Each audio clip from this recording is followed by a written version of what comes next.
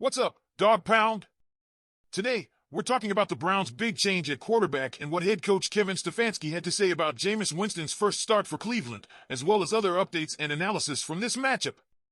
Before we get started, hit that like button and subscribe to make sure you stay up to date with all the Browns updates. Trust me, you won't want to miss this one. Let's dive in. In case you missed it, the Browns have officially named Jameis Winston as their starting quarterback for Sunday's game against the Los Angeles Chargers. This news comes on the heels of a surprising and thrilling 29-24 win over the Baltimore Ravens, where Winston made his debut in Cleveland's orange and brown. After a tough season filled with uncertainty at quarterback, it looks like Winston could be the spark the Browns need to turn things around. Head coach Stefanski took some time to reflect on Winston's debut and had plenty of positives to share. Speaking to reporters on Zoom, Stefanski highlighted how Winston's performance has brought new energy to an offense that has struggled to find its rhythm this season. He praised Winston's command of the field, noting in particular his ability to maintain composure and get through his progressions, even reaching his third and fourth options on plays when the protection held strong. Said Stefanski, the protection all day was really good. And that allowed Jameis to get through his progressions and even third, fourth on progressions so guys could get open. The Browns' offensive line stepped up, allowing just 2 sacks on the day, one of which Stefanski dismissed as a strategic move shortly before halftime. That improved protection was crucial, giving Winston the space he needed to run plays. In his Browns debut, Winston didn't just play well, he made history. With 334 passing yards and 3 touchdowns, Winston set a new mark for most passing yards by any quarterback in his first game with the Browns. Talk about an impressive first performance. Even with a few near interceptions, Winston's ability to stretch the field and make bold plays paid off.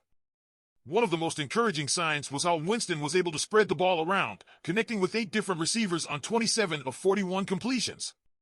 That even spread was a refreshing change, especially given how difficult Cleveland has been moving the ball downfield. For Browns fans, Winston's debut was a glimpse into what the offense can be like when everything clicks. If Winston's debut felt a little familiar, that's because it is. Remember last season, when Joe Flacco stepped in as the backup quarterback and gave the Browns a huge boost? Winston did just that on Sunday. The Browns snapped their 5-game losing streak while also snapping the Ravens' 5-game winning streak.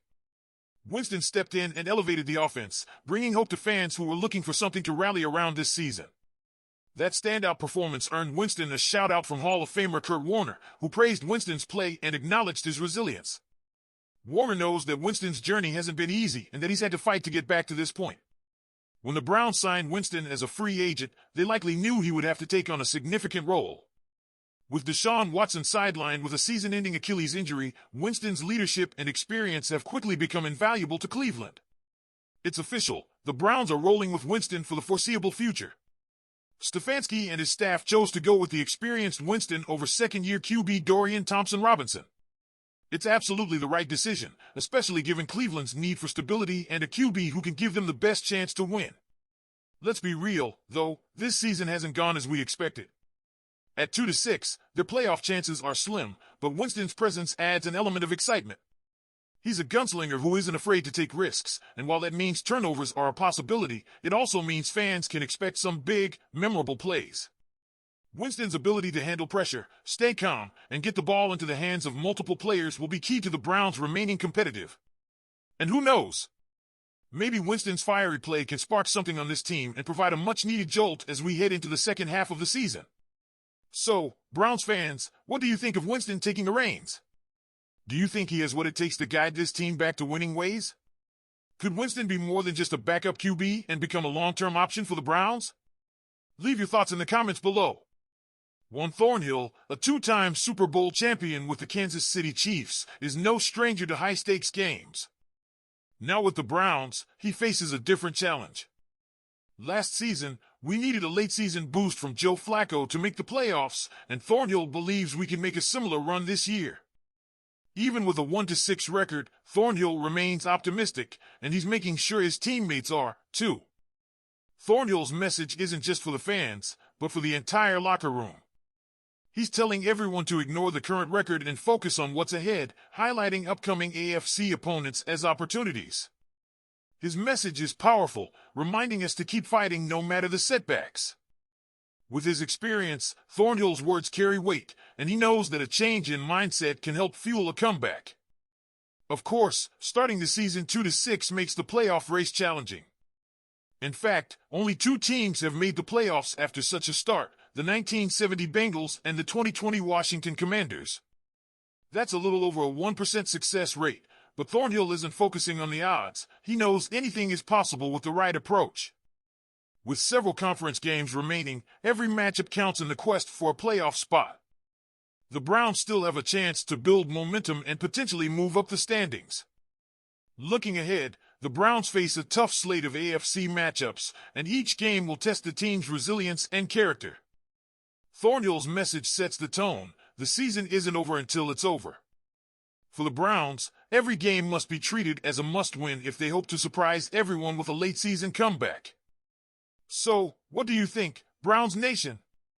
Will Thornhill's confidence inspire the team to keep fighting? Do you see other players stepping up to lead us through these challenging weeks? Share your thoughts in the comments below. So here we are in a unique position. After their Week 8 win, the Browns are somehow in the running for a playoff spot and a top 10 draft pick. That's right, Cleveland is just 2 games away from the AFC playoff race. With the NFL trade deadline approaching and recent roster moves like the Amari Cooper trade, it's clear that Cleveland has its sights set on the future. But don't count us out just yet. A Week 9 win against the Chargers could shake things up even more. In the midst of all this action, 2 young defensive backs, Michael Hall Jr. and Mohamed Diabate, have started to show flashes of real potential. Both are proving that they belong on the Browns' radar for the long haul. Let's start with Mohamed Diabate.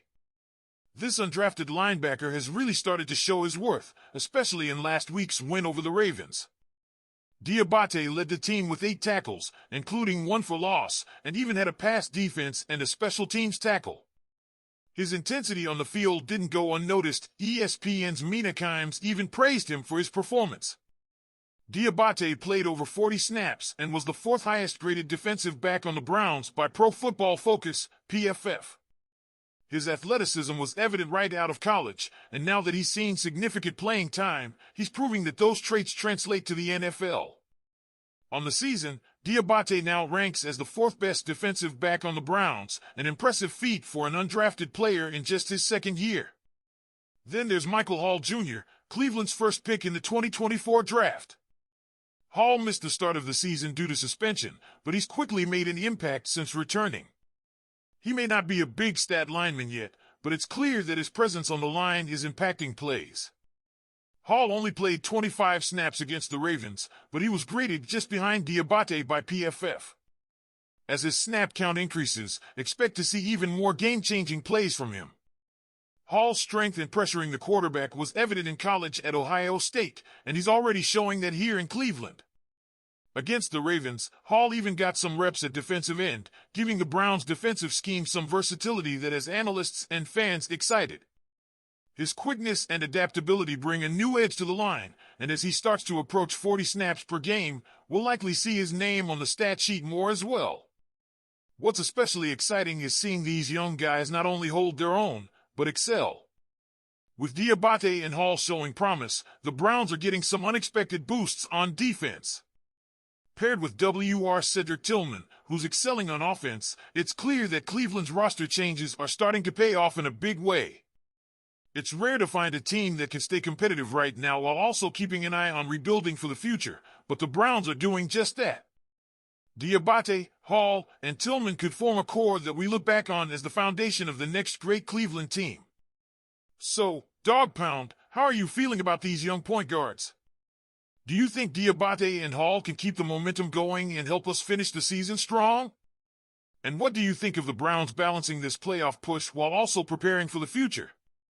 Let us know what you think in the comments below. And if you haven't already, hit that like button and subscribe for more Browns news and analysis. Thanks for tuning in, and as always, go Browns!